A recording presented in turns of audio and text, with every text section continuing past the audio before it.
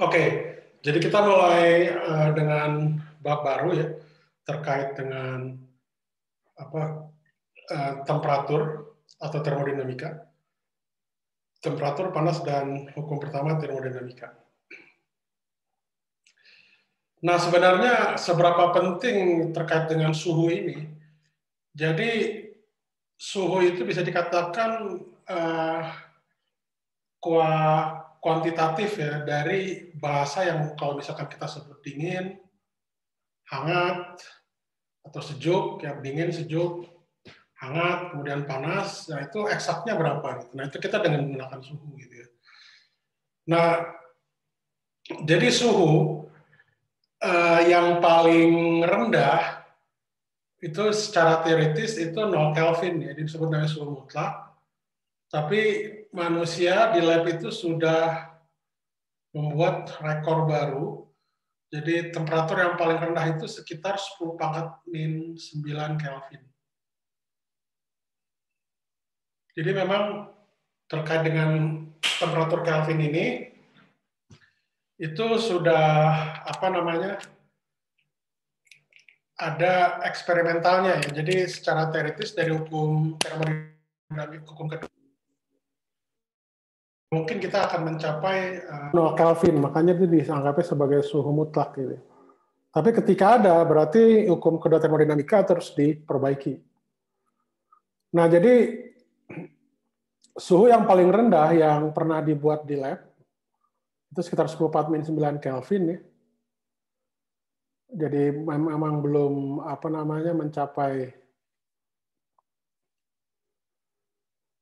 mencapai suhu mutlak ya. Kemudian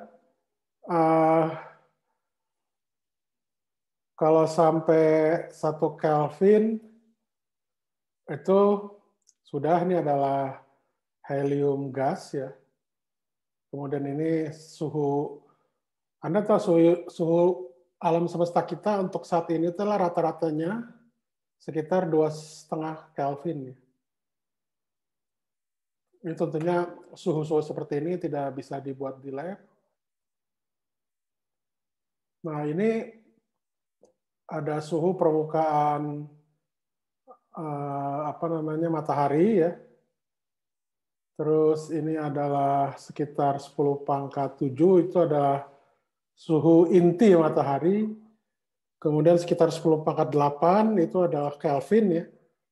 Itu adalah suhu yang terbesar untuk saat ini yang bisa dibuat orang ya. Biasanya ini di akselerator ya, biasanya yang terjadi suhunya. Akselerator itu adalah tumbukan partikel energi tinggi. Itu biasanya ketika tumbukan itu ada energi yang dilepas dan dia menghasilkan panas gitu ya. Nah, panas itu, energi itu dia ekuivalenkan dengan suhu itu sekitar 10⁻⁸ di situ. Kemudian yang paling tinggi yang memang orang mungkin saya nggak tahu apa bisa dicapai ini ya, 10⁻39 ya. 10⁻39 Kelvin itu adalah suhu ketika alam semesta itu mulai terjadi. Jadi setelah 10⁻⁻43 detik ya. Jadi yang disebut itu adalah waktu Planck, itu suhunya itu baru sekitar segini ya, 10⁻39 Kelvin. Jadi memang secara teoritis, masih secara teoritis nih. Tapi ada fakta-fakta eksperimen, tapi ini masih belum cukup. Bahwa alam semesta kita itu bermula dari Big Bang. Jadi dia ada awalnya, yang kita sebut Big Bang. Sebenarnya Big Bang itu sendiri, dikatakan bang itu adalah bukannya ledakan ya. Itu adalah, kalau bahasa Inggrisnya itu tidak selalu ledakan, tapi itu surprise gitu ya. Kalau explosion itu ledakan, kalau bang itu seperti surprise itu, big surprise, Big Bang gitu. Kenapa dikatakan surprise yang besar? Karena alam semesta ini secara teoritis ya, secara saintifik, secara teoritis, mengatakan bahwa alam semesta itu diawali dengan singularitas, tak berhingga. Jadi namanya taberhingga itu di fisika itu tidak akan terukur, tidak mungkin diukur. Nah, tahingga apa yang mesti diukur? Jadi tidak bisa diukur tahingga itu. Nah, ada suatu dari tahingga tersebut ada suatu mekanisme yang tidak diketahui, tiba-tiba dari tahingga itu menjadi terukur gitu. Nah, itu terukur tuh suhunya terukur, energinya terukur, ya, rapat densitasnya terukur segala macam. Nah, itu tiba-tiba jadi jadi berhingga gitu. Jadi awal dari taberhingga tiba-tiba jadi berhingga. Jadi terukur deh. Tapi terukur juga suhunya itu masih sangat-sangat besar yang sampai sekarang orang juga belum bisa penuhi ya gitu. Bisa buat maksud saya. Jadi itu makanya salah satunya kenapa suhu itu menjadi sangat penting di fisika. Itu terkait juga dengan karakteristik benda di sana secara termodinamika. Nah, tentunya seperti tadi yang saya bilang bahwa yang satu yang penting dari termodinamika tentunya adalah suhu ya gitu ya. Suhu itu yang tadi saya sebutkan di sini adalah suhu Kelvin nol mutlak. Ya. Tapi ada beberapa skala temperatur ya atau skala suhu yang dikenal ya. Contohnya misalkan seperti Celsius, Raumur, dan Fahrenheit. Ya, karena itu juga udah tahu. Nah, jadi suhu itu, pendefinisian suhu itu sebenarnya terkait dengan yang disebut namanya hukum ke-nol termodinamika. Ini kenapa disebut nol? Karena ditemukan setelah hukum 1 dan 2 ditemukan, dikonstruk gitu ya. Jadi makanya ini disebutnya hukum ke-nol termodinamika. Jadi hukum termodinamika ini itu terkait dengan definisi suhu. Jadi contohnya gini, misalkan di gambar ini ya. Ini ada benda A dan B. Ya. Jadi benda ya bisa dikatakan kalau kita punya mikroskop yang mikroskop. Alat ukur termoskop. Ya, T di sini kita nyebutnya termoskop lah atau sejenis termometer lah ya. Artinya ini katakanlah ini suhunya adalah sekian, misalkan 500 Kelvin misalkan ya, suhu A ini. Jadi bisa dikatakan temperatur ini kan juga sebuah benda ya. Jadi kalau A dan T itu dikatakan kesetimbangan termal ya. Jadi suhunya itu tetap A dan T. B itu sendiri itu juga setimbang. Ya artinya dia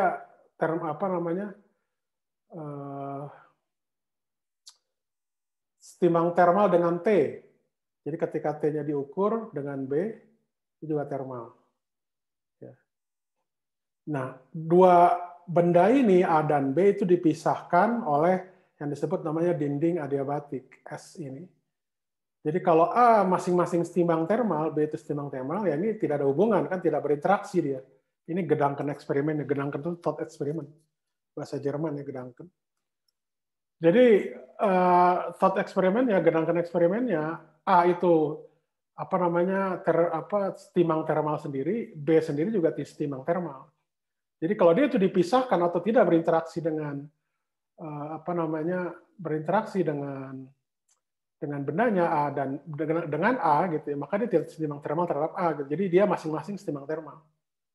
Ini diukur oleh temperatur alatnya ini. Nah, tapi ketika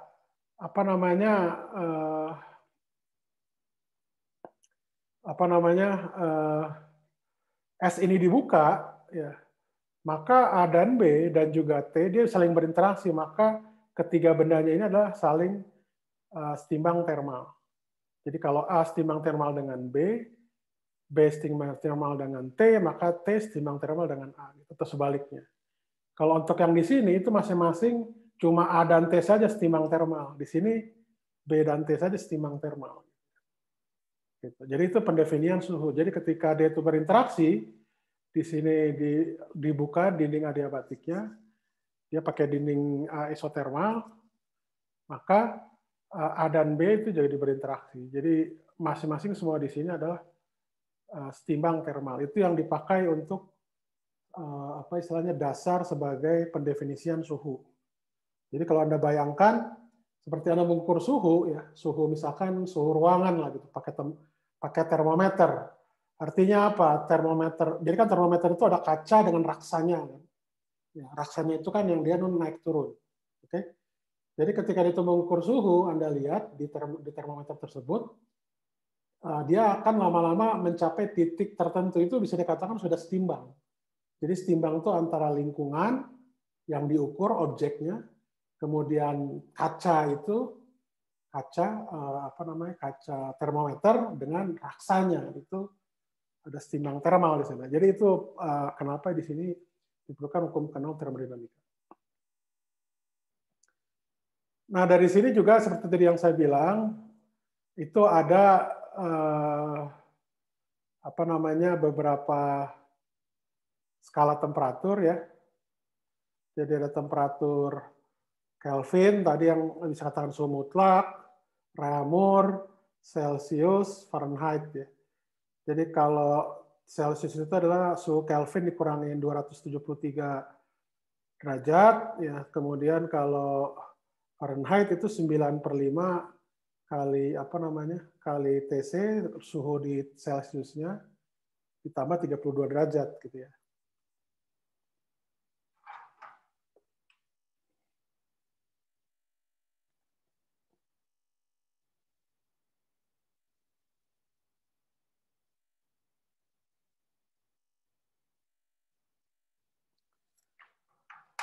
Oke, sejauh ini ada pertanyaan nggak? Jadi untuk temperatur ya biasanya Anda apalagi itu kan rasanya sudah dipelajari di SMA ya. Bahwa Raamur, Celsius, dan Fahrenheit itu 4/5/9 ya. Dan Kelvin itu cuma adalah Celsius ditambah 273,15. Masih mau nanya, Pak? Ya. Ini penasaran aja sih, Pak. Kok bisa gitu hukum ke-0 termodinamik ditemukan setelah hukum pertama, bukannya harusnya malah hukum ke-0 lebih fundamental, jadi lebih gampang ditemukan ya, Pak? Iya. Jadi biasanya kalau orang bikin hukum suatu prinsip atau hukum itu seperti hukum Newton aja tentang gerak, itu kan 1, 2, 3. Tidak ada hukum ke-0 gitu. K0 Newton nggak ada. Ada hukum 1, 2, 3. Hukum 1, 2, 3 Newton tentang gerak. Nah, jadi bukan apa namanya sebenarnya perumusan hukum ke-0 ini itu dirumuskannya oleh ini apa seorang mathematician ya, logician, orang matematika logis gitu, bahwa sebenarnya yang paling dasar di termodinamika itu bukan hukum 1 dan 2. Jadi bagaimana kita bisa mendefinisikan temperatur, yaitu terkait dengan yang disebut namanya kesetimbangan termal gitu. Itu aja. Jadi hal seperti itu baru disadari setelah hukum 1 dan 2 ditemukan. Kebetulan kalau Anda nanti menemukan hukum yang lebih dasar tentang gerak dibanding dengan hukum Newton, berarti nanti bisa jadi itu hukum ke-0 Newton tentang gerak. Gitu. Tapi kan kalau itu ke ini orang, kalau ini mah ke termodinamika ya, ke ilmunya gitu. Itu agak beda. Ya karena hukum 1-2 itu udah cukup lama banyak dipelajari orang, sudah ada di textbook gitu ya. Hukum 0 itu baru belakangan. Jadi makanya kalau dirubah itu hukumnya nanti itu merubah textbook yang ada atau jurnal yang ada gitu. Jadi makanya dipakainya udah ini hukum ke-0 aja gitu. Dia tidak merubah hukum 1-2. Namanya saja sebenarnya. Itu mudah-mudahan ada lagi nggak yang lain? Oke, ini terkait dengan temperatur ya. Jadi Anda bisa ini sendiri.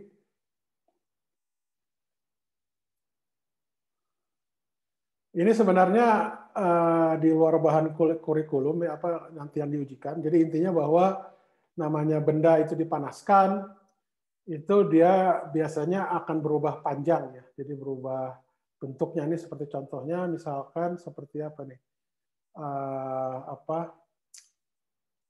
Bimetal ini ada 2 logam, satu kuningan, satu lagi baja ditempelkan ya, ditempel gitu, kemudian dipanaskan. Karena apa namanya koefisien apa ekspansinya itu antara kuningan dengan baja itu berbeda, makanya nanti dia bisa belok seperti ini. Gitu.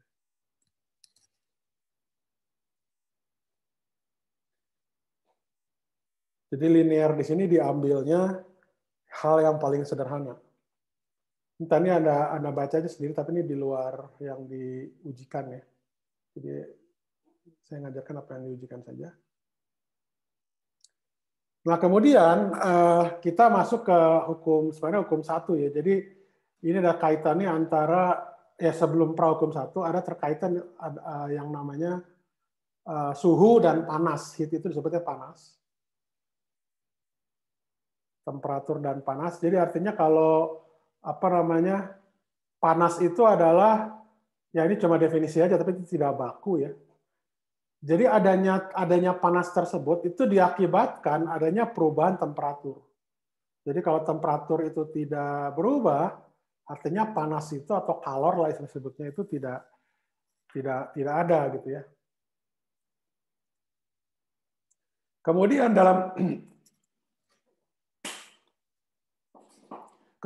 dalam termodinamika ya, itu ada yang disebut namanya sistem dan lingkungan. Ya, sistem dan lingkungan itu ya yang kita tinjau sistem biasanya apa? Suhunya berapa? TS misalkan ya. Kemudian di sini ada lingkungan atau reservoir biasanya. Yang T yang dianggap benda itu besar. Misalkan kita menghitung suhu air di panci yang dipanaskan. Lingkungannya apa ya? Lingkungan Anda sekitar itu ruangan segala macam itu termasuk reservoir ya. Bumi itu termasuk reservoir. Nah, jadi contohnya misalkan sebuah sistem dia mengeluarkan kalor, jadi ada energi yang hilang di sana. Ini berarti nanti awalnya TS itu lebih besar dari TE, ya.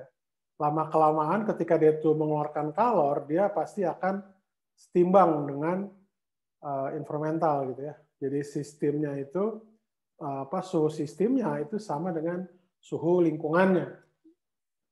Gitu.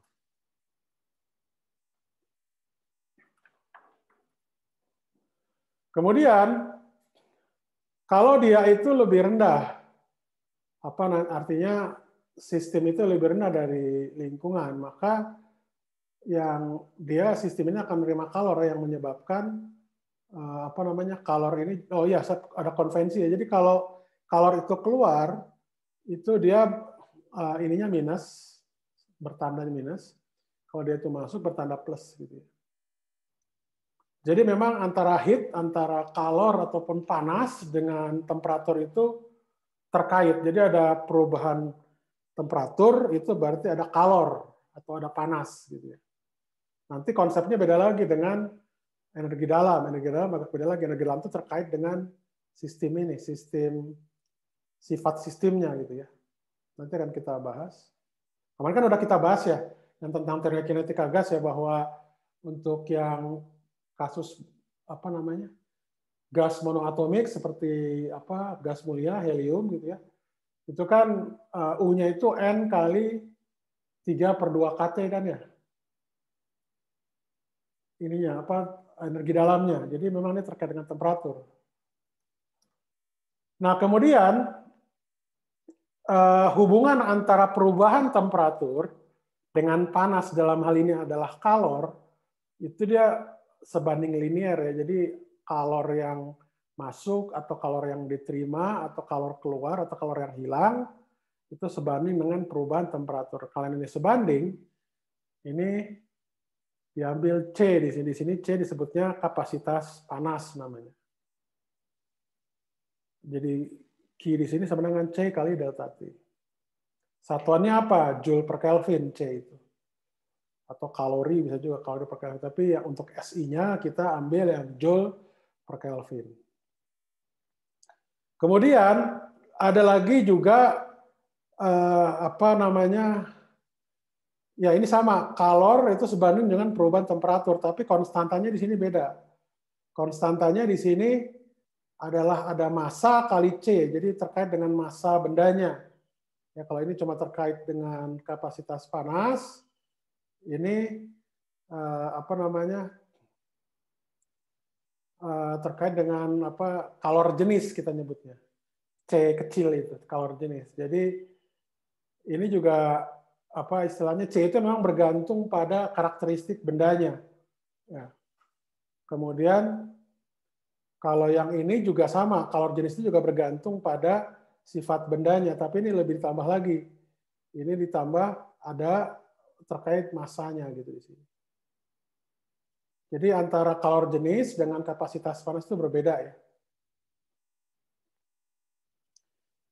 Nah, sebagai contoh untuk kalor jenis itu kita biasanya satuannya dalam SI Joule kilogram per Kelvin. Nah, ini kalor jenis. Kemudian ada lagi yang disebut molar. Molar specificity itu sebenarnya cuma ini aja,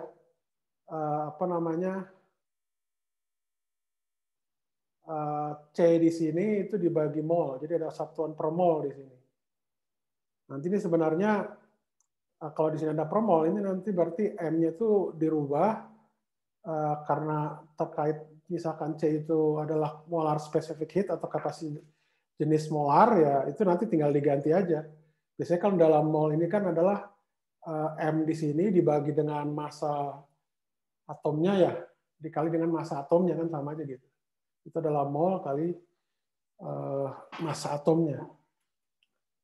M itu. Kimia.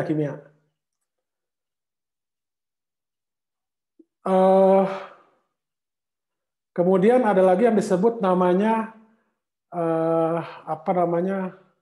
kalau tadi itu kapasitas panas, yang disebut ini adalah heat of transformation. Jadi apa namanya disebutnya mirip seperti kapasitas panas tapi berbeda. Dia Q di sini tuh sebandingnya tuh dengan M gitu. Ini adalah joule per kilogram. Kita nyebutnya ini kalor yang dibutuhkan untuk berubah lah, bertransformasi ya. Kita nyebutnya heat of transformation. Jadi misalkan Anda memanaskan air ya sampai 100 derajat. Nah, ada kalor yang dibutuhkan agar supaya air tersebut pada 100 derajat tersebut itu berubah menjadi gas. Jadi contohnya kalor evaporation, kalor penguapan. Itu dari air ke gas gitu. Itu besarnya ini. LV ini bergantung pada bendanya juga. Ini sebagai contoh, kalau ini melting ini ternyata cair, kalau ini adalah mendidih ya. Jadi kalau melting itu mencair itu adalah kalor, sebenarnya kalor gabungan ya, istilah saya sulit pakai bahasa Indonesianya. Kalau untuk boiling ini tadi yang saya bilang, jadi ini ada titik didihnya. Misalkan nih air itu 373 Kelvin ya. Kalau Kelvin tidak pakai derajat ya. Kelvin kalor penguapannya itu sekitar 2256 joule per kilogram. Kilojoule per kilogram.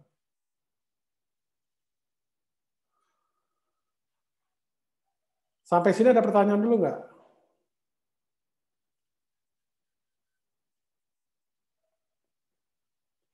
Tidak ada. Oke, ini kita ambil contoh ya.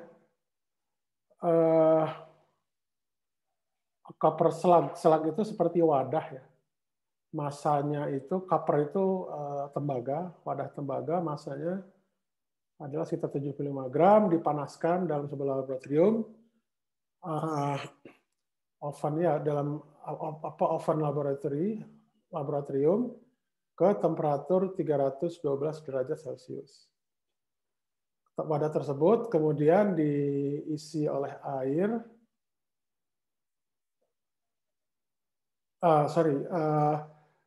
Selag ini kemudian ditempatkan ke sebuah gelas ukur ya, yang mengandung air bermassa 220 gram.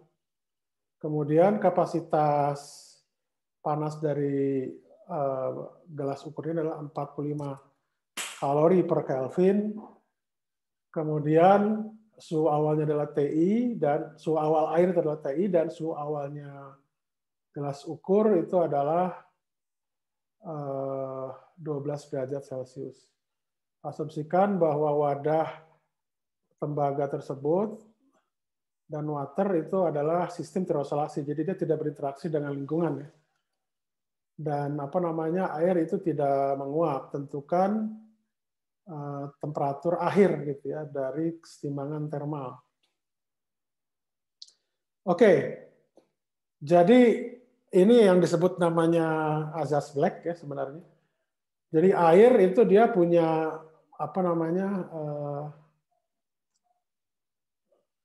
disebutnya kapasitas kalor jenis ya, CW, water gitu ya. Ini adalah kalor yang diterima oleh air ya.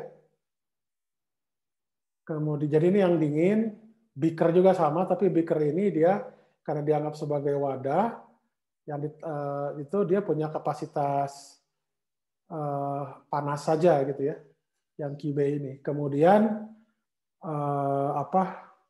beaker itu gelas ukur ya, sebagai wadah dia punya kapasitas panas saja. Kemudian copper di sini tembaga, dia juga punya massa jenis ya. Yang ini yang dipanaskan kan. Nah, jadi jumlahan kalor total gitu karena ini sistem terisolasi, itu jumlahnya itu sama dengan 0 ya. QW plus QB plus QC gitu ya.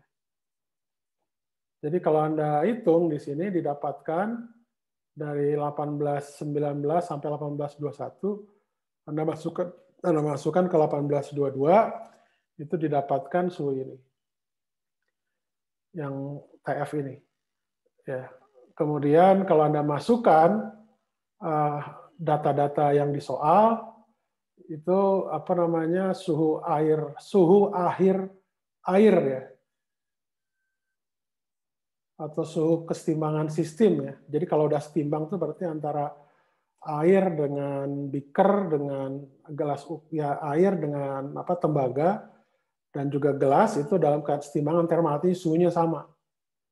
Jadi TF-nya di sini itu sama dengan sekitar 20 derajat atau 19,6 derajat Celcius itu atau sekitar 20 derajat Celcius.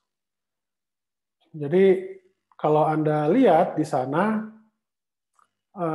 jadi dari data tersebut kalau Anda masukkan ya ke 1819 sampai 1820, QC itu dia karena panas dia akan mengeluarkan panas ya seperti ini. Karena kan suhunya itu 20 derajat Celcius ya. Dari 300 kan suhu akhir, jadi ini dia minus di sini. Kemudian yang positif itu yang menerima kalor itu berarti adalah air jelas besarnya segini. Kemudian untuk yang gelas ukur gitu ya itu 342 kalori. Ini pakai dalam kalori atau Anda bisa ganti kalori ini pakai joule juga sama aja. Ada pertanyaan nggak?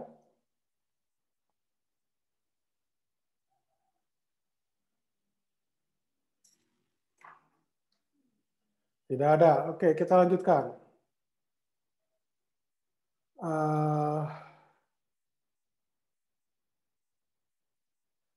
Nah, ini juga bagus juga untuk kita bahas terkait dengan, sebentar ini ada teman Anda yang ini ya. Oke.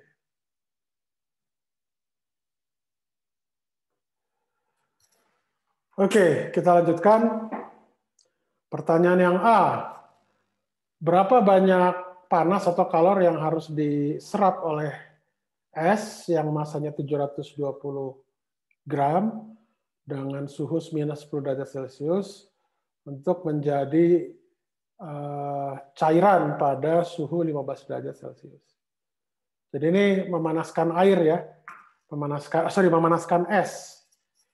Jadi ada di es dipanaskan, kemudian dia ada yang dirubah, perubahan dari padat ke cair itu terkait dengan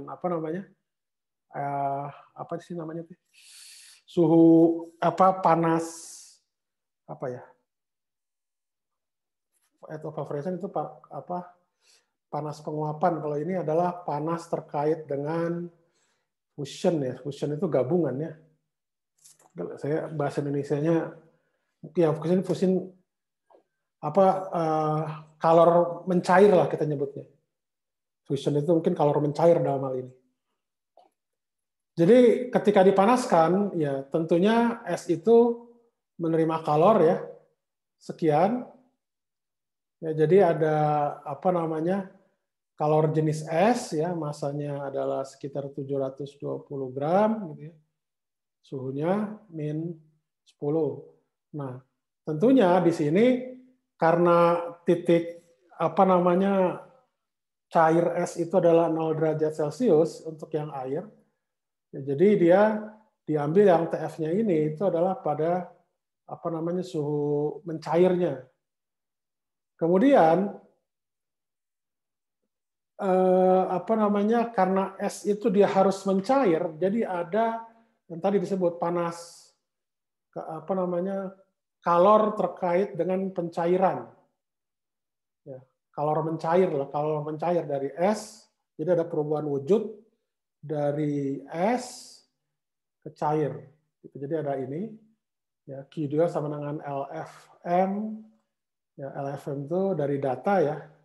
Kalor mencair untuk air itu sekitar 333 kilojoule per kilogram.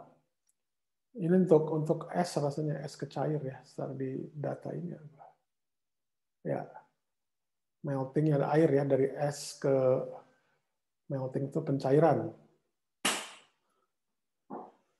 Kemudian dia minta suhu akhirnya itu 15 derajat, jadi air menjadi ketika sudah jadi air, kemudian ini kan masih masih 0. Nah, dia harus dipanaskan lagi tuh hingga menjadi 15 derajat sehingga sama tadi dengan apa namanya dengan es tadi, cuma di sini nanti bedanya masanya itu yang apa 720 gram ini kilogram ya 720 gram ini itu tinggal dikalikan aja, dikalikan dengan kapasitas panas dari air dikali dengan delta T-nya, delta T dalam hal ini 15 ya. Oh ini dia betul. Jadi nanti kalor total yang diperlukan tinggal ditambahkan. Q1 terkait dengan pemanasan air, Q2 itu terkait dengan kalor pencairan, nah satu lagi adalah kalor pemanasan air. Jadi totalnya itu 300 kilojoule. Nah, jika kita hanya memberikan secara total 210 kilojoule apa namanya pada es, berapakah temperatur akhir dari bagaimana keadaan akhir dan temperatur dari air. Nah, ini kita lihat saja 210 ini kan kurang dibanding dengan 300 ini kan ya. Jadi coba Anda tambahkan apa namanya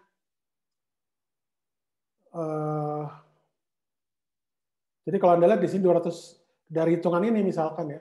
Kalau saya berikan 210, es di sini dipanaskan jelas ya. Cuma ternyata ini tuh dikurangin ini saja itu masih kurang jauh dibanding dengan ini. Oke. Artinya bahwa dia akan tetap menjadi es gitu ya.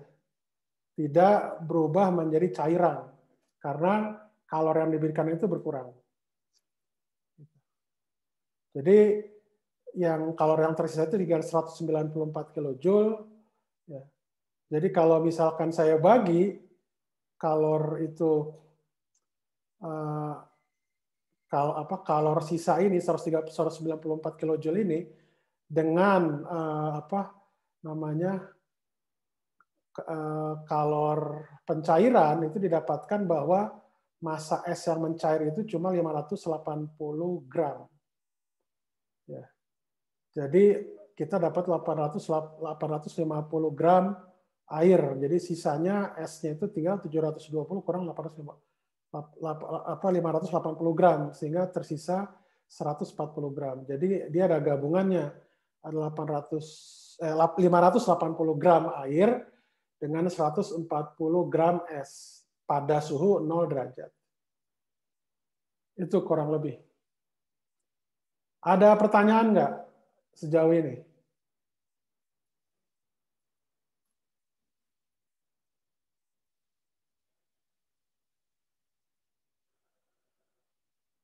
Cukup jelas?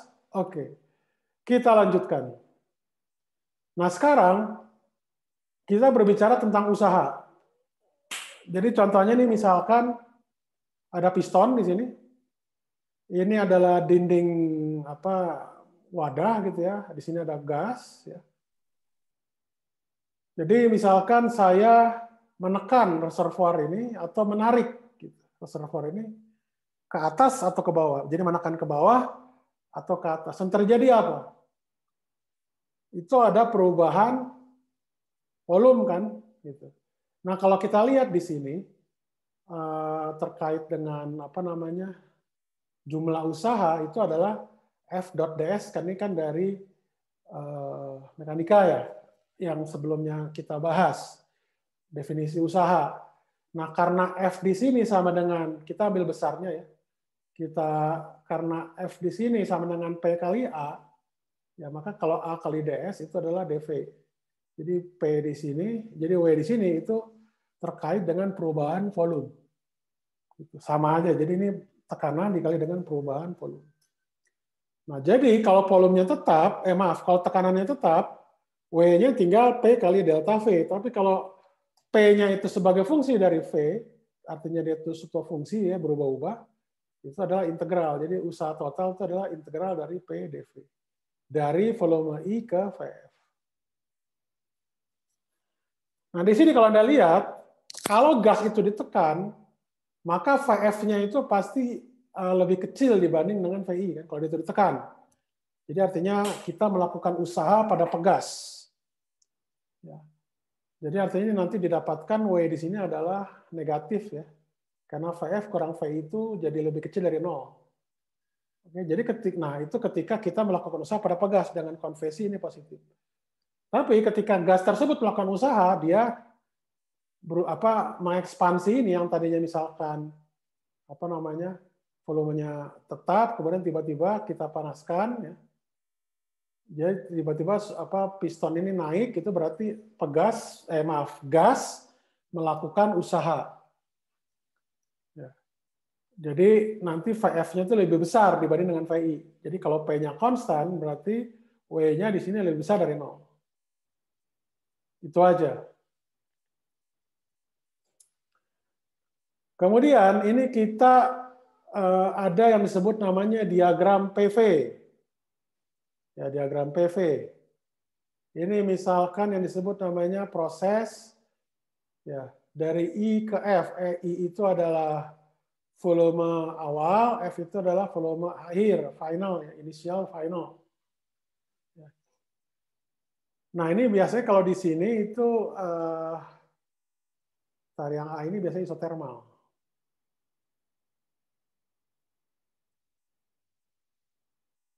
Ya, kalau di sini usahanya positif ya, karena dia tekanannya, jadi kan ini adalah P, P-nya positif jelas. V-nya itu kan dari ke VF, dari VI ke VF. Jadi VF dengan VF itu lebih besar dari VI. Jadi ini W-nya itu positif. Ya, tidak harus isotermal berarti. Kemudian yang ini juga positif ya. Ini juga positif. Karena dari I ke F, yang di sini dia usahanya 0, tapi dari I ke A itu usahanya positif. Kemudian yang C juga sama, yang C itu dari I ke titik ini dia 0, tapi dari titik ini ke F dia positif. Kemudian yang D ini positif atau negatif? Kalau yang D di sini, ya kalau ini Anda lihat, kalau dari CD. CD ke F.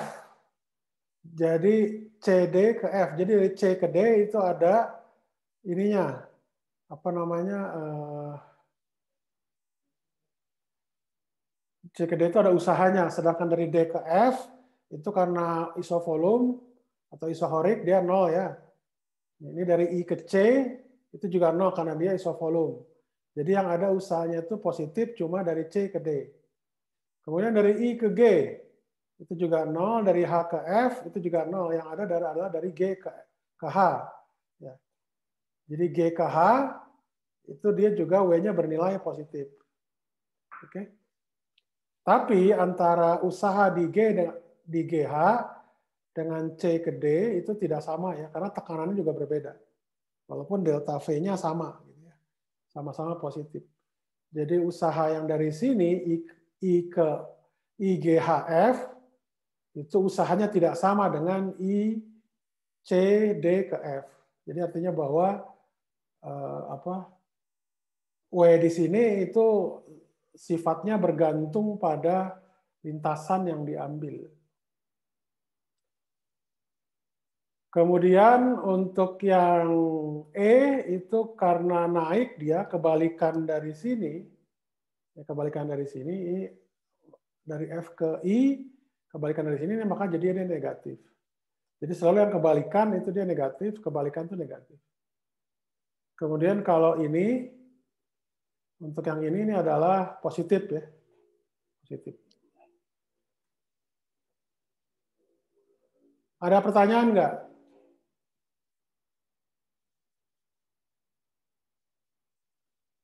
Ada pertanyaan? Tidak ada. Saya ingin bertanya, Pak. Ya, silahkan. Itu mengenai usaha yang positif negatif itu menentukannya gimana, Pak? Yang usaha positif negatif. Iya, Pak. Kan Contohnya, dari oke, ini contohnya gini ya. Contohnya ini adalah yang pressure, ini pressure, ini volume ya, diagram PV ya. Ini kan Anda lihat di sini, P-nya kan positif kan ya, kasarnya nih. Betul kan, P-nya positif kan? Iya, Pak. Walaupun itu menurun. Nah, P-nya positif dikali dengan delta V. Delta V itu adalah VF kurang VI. Ini jadi kan positif kali positif. Pasti ini positif. Ya memang ini spesifik sih. Spesifik ininya. Anda misalkan ambil gas ideal dengan isotermal. Itu mirip. Ininya seperti ini. Grafiknya mirip. Jadi kalau itu isotermal, kalau dari VI ke VF, dengan VF lebih besar daripada VI, itu pasti dia positif. Gitu. Kemudian kalau yang ini, dia positif udah jelas kan. Ini P-nya positif, kemudian delta V juga positif. Yang di sini 0 kan. Jadi totalnya dari I ke F itu ininya positif. Nah kalau saya balik, dia bisa jadi negatif. Kenapa? Karena kalau dari VF ke VI, itu kan nanti delta V-nya kan jadi delta VI dikurangi VA kan. VI di sini kan lebih kecil daripada VA, makanya dia pasti selisihnya negatif. Dikali dengan tekanan yang positif. Jadi dia negatif. Itu mudah-mudahan bisa menjawab. Oke, Pak. Terima kasih. Ya, sama-sama. Ada lagi yang lain?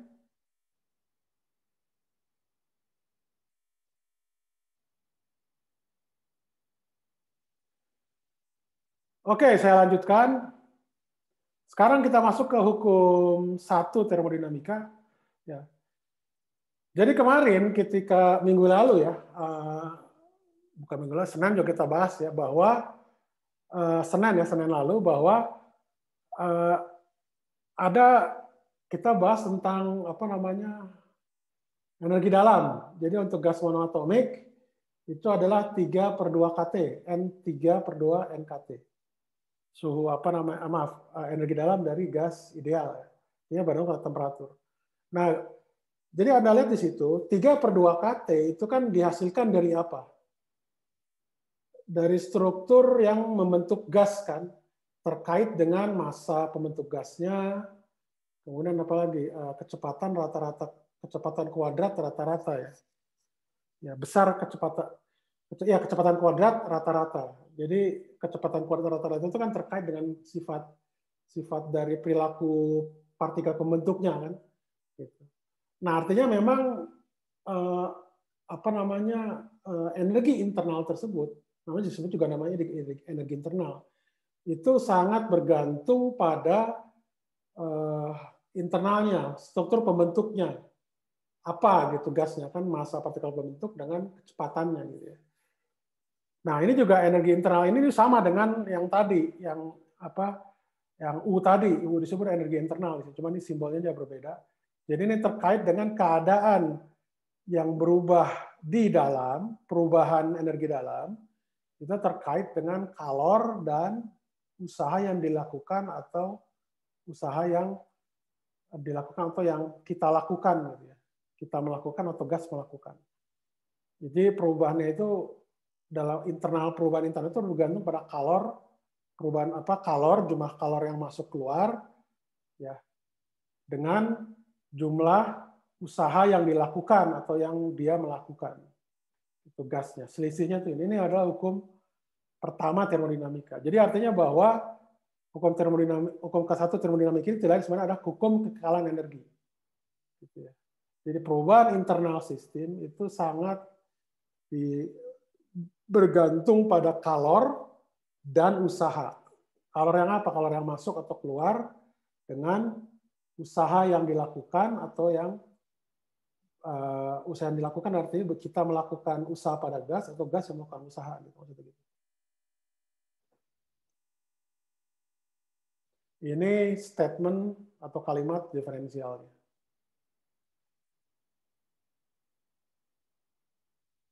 Nah, ini proses-proses yang khusus pada hukum pertama termodinamika. Yang pertama itu adalah proses adiabatik. Proses adiabatik itu adalah proses di mana kalor itu tidak ada yang masuk atau ada yang keluar. Jadi jumlah kalornya itu sama dengan 0. Jumlah kalornya itu sama dengan 0. Jadi kalau jumlah kalornya sama dengan 0, itu artinya perubahan energi dalam itu sangat bergantung pada usaha yang dilakukan pada gas. Kemudian yang kedua itu adalah proses isovolume atau isokorik lah namanya. Jadi karena dalam gas ideal, karena energi internal atau energi dalam gas tersebut bergantung pada T, ya misalkan tadi Anda bayangkan gas monoatomik ya, yang U-nya itu sebanding dengan T. 3/2 N ya. 3/2 NT. 3/2 NKT, maaf. 3/2 NKT. Nah, kan ini kan konstan istilahnya? Terbalik saya tadi. Jadi konstan volume proses itu adalah ketika volumenya itu konstan, artinya usahanya itu 0. Usahanya itu 0. Jadi ketika usahanya itu 0, tapi dia ada perubahan temperatur. Ya, itu terkait dengan energi internalnya. Jadi ini energi internalnya itu sama dengan kalor yang masuk atau keluar. Sama dengan kalornya lah. Kalau dia itu isokorik atau isovolume. Jadi W-nya sama dengan 0. Kemudian ada lagi yang disebut proses siklis. Proses siklis itu yang disebut namanya proses tertutup. Jadi proses tertutup itu seperti ini nih misalnya.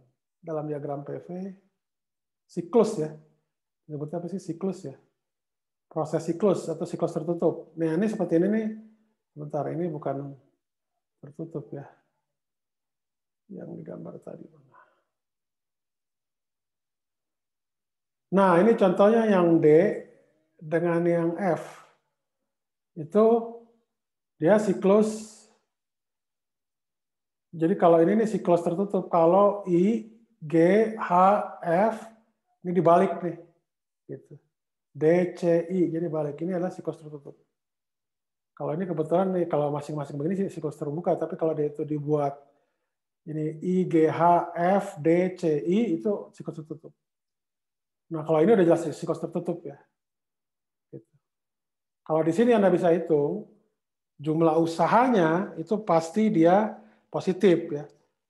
Karena di sini P di sini dikurangin P di sini pasti dia lebih besar dari 0. Kemudian juga delta V-nya juga ini kurang ini dia lebih besar dari 0. Jadi dia ini positif. Itu juga sama. Jadi kalau yang di sini dia biasanya P-nya itu lebih besar dibanding dengan yang di sini. Jadi sehingga jumlah usaha net yang dilakukan oleh siklus ini dia lebih besar dari 0.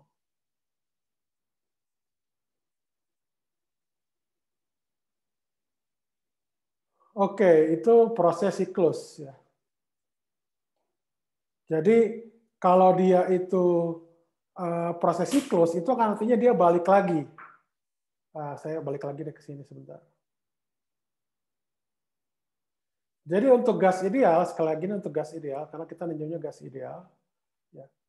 Dia awalnya di I di sini, kemudian pindah ke G, H, F, D, C, I, balik lagi. Ini kan artinya dia balik pada temperatur semula kan. Ya. Jadi delta E-nya dalam hal itu delta U-nya itu sama dengan 0 karena kan tadi delta T itu adalah TF kurangi TI. Kalau TF-nya sama dengan TI, ya, bukan teknik fisika dengan teknik industri bukan ya, TF kurang sama dengan TI itu kan 0. Nah, berarti suhunya di sini dia sama. Jadi artinya delta E-nya dalam siklus itu 0. Jadi Q-nya itu sama dengan W yang dihasilkan atau dari ini. Ini juga sama. Di sini, karena dia itu balik lagi dari I ke F, kebalik lagi ke I, maka delta U-nya itu sama dengan 0. Kan? Karena delta U itu adalah fungsi potensial. Dia tidak bergantung pada lintasan. Jadi bergantung hanya pada keadaan akhir dan awal. Ya, TF kurang TI. Jadi artinya dalam siklus ini Q-nya itu sama dengan W net lah dalam hal ini.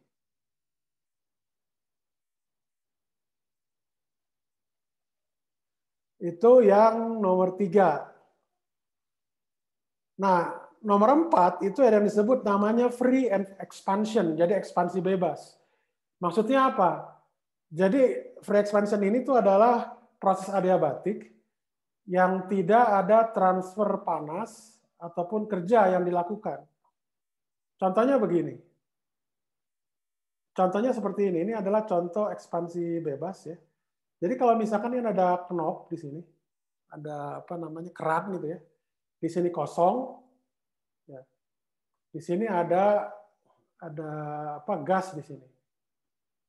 Ini gas ideal berarti kan di sini ada P, V, dan T. Oke, di sini vakum tidak ada. Kemudian keran ini saya buka ya, sehingga gas mengalir. Nah, ini secara secara simultan itu kan artinya apa? Gas tersebut tuh sudah berubah secara simultan.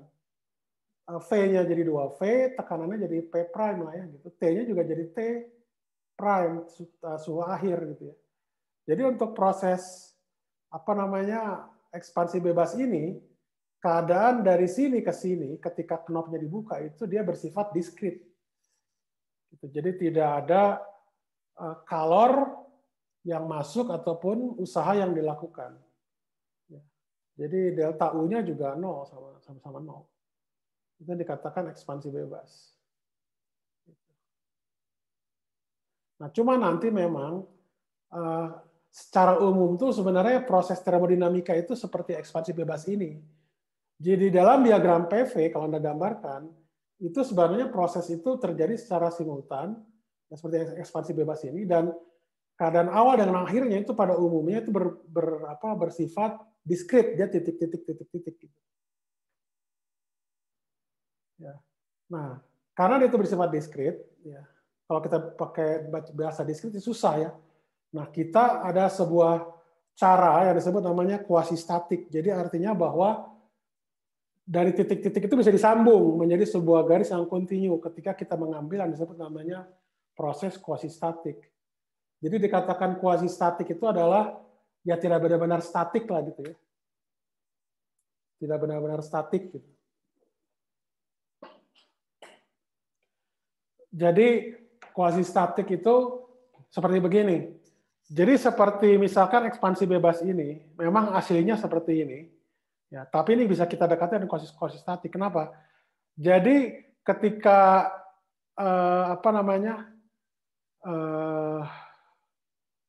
gas ini pindah ke sini itu tidak secara simultan, tapi bertahap dia. Bertahap gitu ya, terus gitu sampai akhirnya pada wadah ini keduanya terisi penuh. Gitu. Jadi pelan-pelan dia. Nah, pada proses dari pindah dari satu titik ke titik lain secara infinitesimal, itu masih berlaku persamaan keadaan. Itu dikatakan kuasistatik. Kalau secara umum namanya gas atau suatu benda lah, ini analogi saja. Jadi saya udah bilang kemarin bahwa persamaan gas itu adalah persamaan gas ideal, itu sama halnya dengan benda diam analoginya. Jadi sistemnya seperti itu. Ketika jadi kan biasanya kalau sistem itu berpindah, jadi dari titik satu ke titik yang lain, itu kan dengan gangguan luar kan. Gangguan luar itu berupa apa? Kalau di mekanika biasanya kita dorong, kita kasih gaya. Kalau di sini mungkin kita kasih suhu, kita panaskan, dia akan berubah dari titik satu ke titik dua. Nah, kan namanya kita panaskan itu kan memberi gangguan luar. Memberi gangguan luar itu artinya merubah keadaan. Secara umum, gas yang tadinya gas ideal di keadaan satu bisa jadi dia secara umum tuh berubah ke keadaan dua. Jadi bukan gas ideal lagi kan, karena dia diberi gangguan, diberi panas. Nah, kalau kasusnya seperti itu tadi, itu lebih susah mengerjakannya. Karena kita nggak tahu nih di kedua itu, dia jadi gas apa gitu ya, persamaan keadaannya. Bisa jadi tidak berlaku. Nah, untuk mudahnya pada level Anda, itu dari keadaan satu dengan keadaan dua ini, walaupun dia itu kita beri gangguan, berupa panas misalkan, itu dia tetap berlaku persamaan keadaan. Itu yang dikatakan namanya kuasistatik. Jadi artinya dari proses satu ke dua ini itu ada tahap hingga proses yang infinitesimal yang memenuhi persamaan gas ideal sehingga dari satu ke dua itu bisa kita sambung gitu grafik berupa grafik yang kontinu dan diferensiabel tentunya. Karena divisi kita minta seperti itu. Itu yang disebut namanya proses kuasitatif. Nah, jadi proses kuasitatif itu seperti idealisasi lah dari proses proses termodinamika secara umum. Jadi idealisasi itu sebenarnya. Kalau secara umum itu tidak berlaku ya, itu hal-hal yang khusus sekali proses kuasitatif itu. Tapi itu kita pakai di sini. Ada pertanyaan nggak?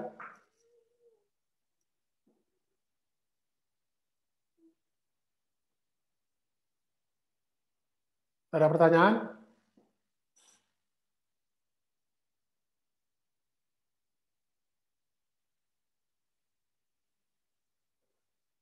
Tidak ada?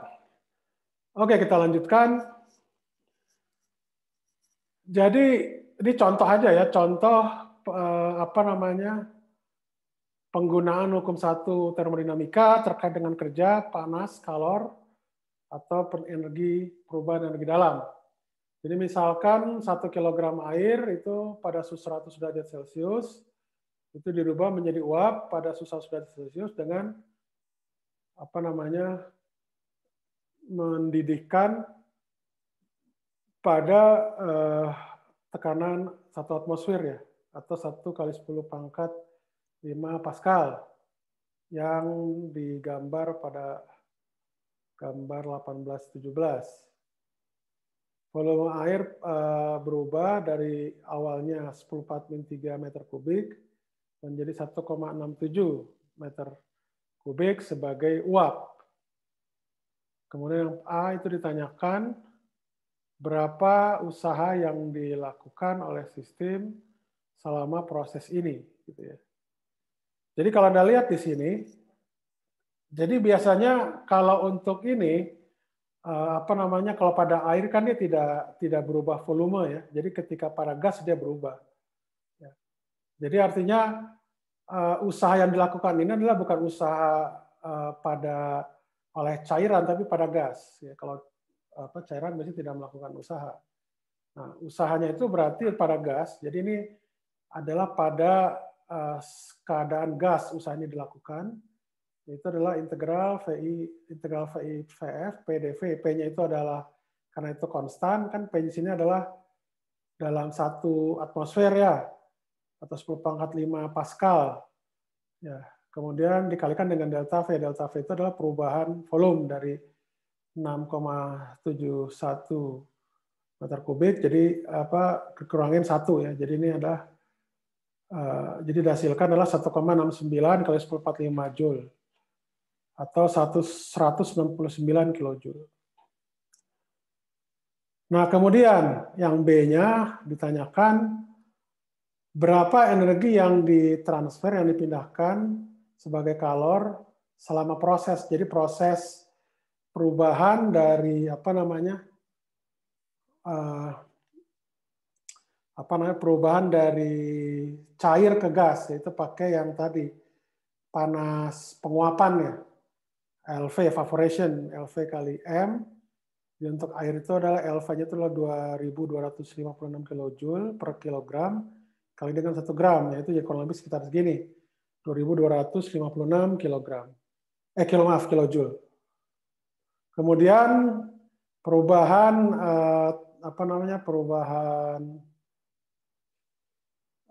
energi dalamnya itu gimana? Nah, ini Anda lihat di sini, karena dia itu di sini kebetulan bukan gas ideal. Jadi kalau gas ideal, kalau misalkan dianggap gas ideal kan hanya bergantung pada temperatur. Temperaturnya kan tetap sama dia. Jadi dia hanya membutuhkan kalor panas aja di sini. Ya, jadi kalor panas ya. Sehingga perubahan internal energinya itu dari gas ke cairan ya, perubahan ininya itu adalah tinggal kalor yang diperlukan untuk kalor penguapan gitu ya, yang hasil tadi penguapan dikurangi dengan usahanya. Jadi perubahan energi dalamnya itu 2090 kilojoule. Itu kurang lebih penggunaan contoh penggunaan hukum 1. Ada pertanyaan nggak?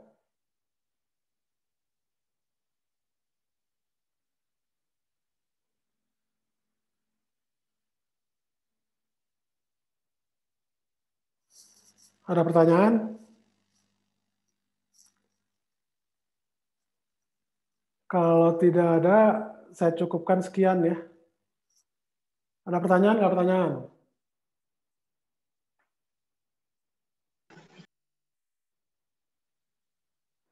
Terus kalau ini gimana? Untuk RBL gimana? Ada yang pertanyaan nggak? Jadi RBL yang Anda lakukan, itu lakukan sesuai dengan apa yang dilakukan di tugasnya ya. Jadi ya apapun kendala, misalkan kurang orang, segala macam, itu harus Anda pikirkan. Itu latihan Anda untuk memecahkan open problem ketika nanti Anda sudah selesai. Kendala kurang orang, kendala apapun, itu harusnya bukan menjadi kendala.